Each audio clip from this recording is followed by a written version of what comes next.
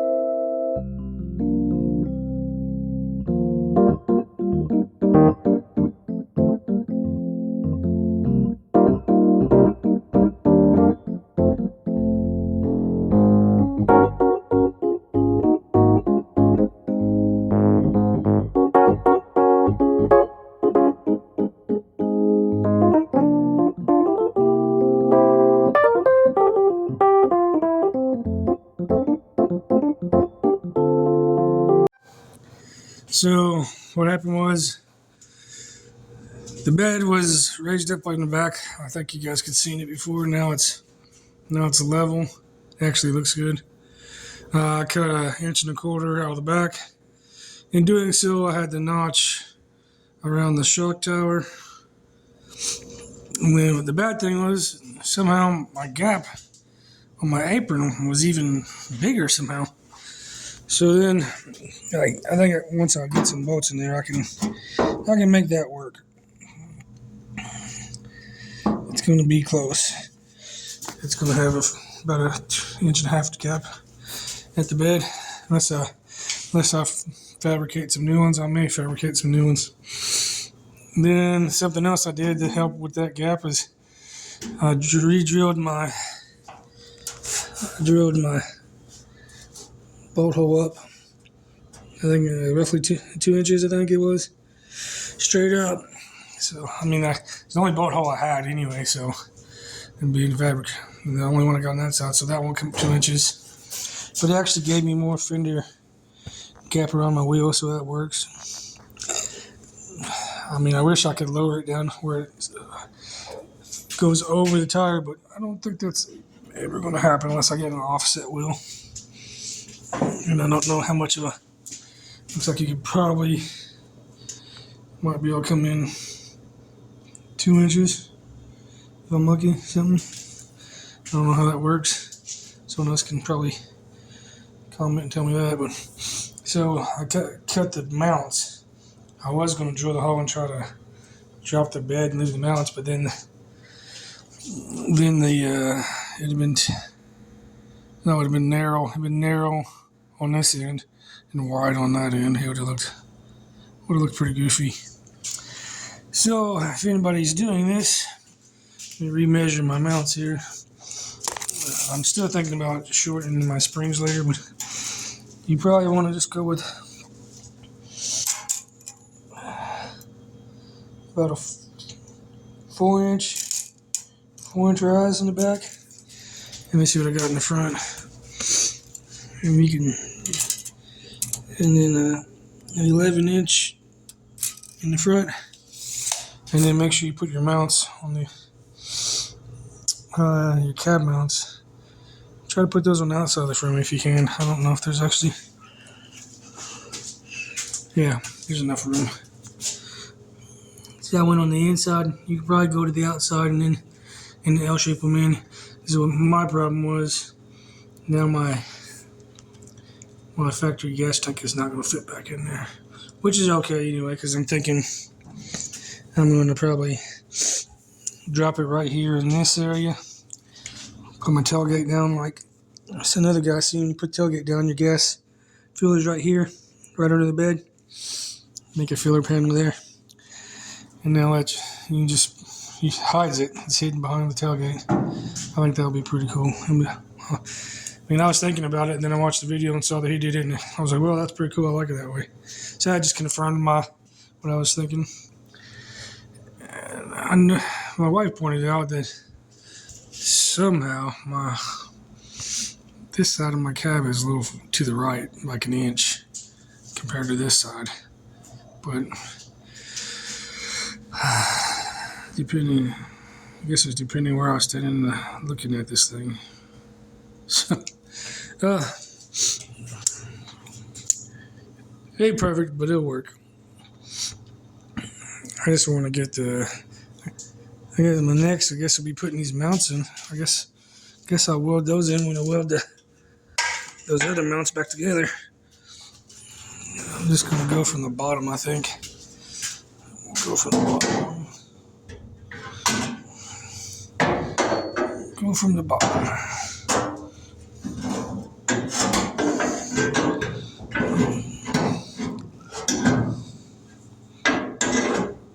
We'll have to do some moving around here. It looks like this side slid over on me. To make sure it's all square again. Oh, I'll have to notch this. That's what it is. I'll have to notch this because that 1/4 inch on the ends. We'll set them in there. A little more content to wrap this up. Just a review, basically. You can see I clamped that one holding place, and then I had this one clamped, but then I need to adjust the fender because I don't have no bolt holes where it was all rusted out. So now I'm just, I guess I'll take this thing all back apart later. I'm gonna re-weld those hoses extra hose I made, top one and the bottom one. Man, yeah.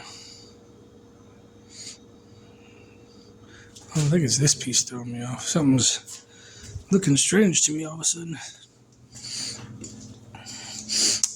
Whatever I do with it. Let me measure this. Something is looking odd. 8 inches at the top.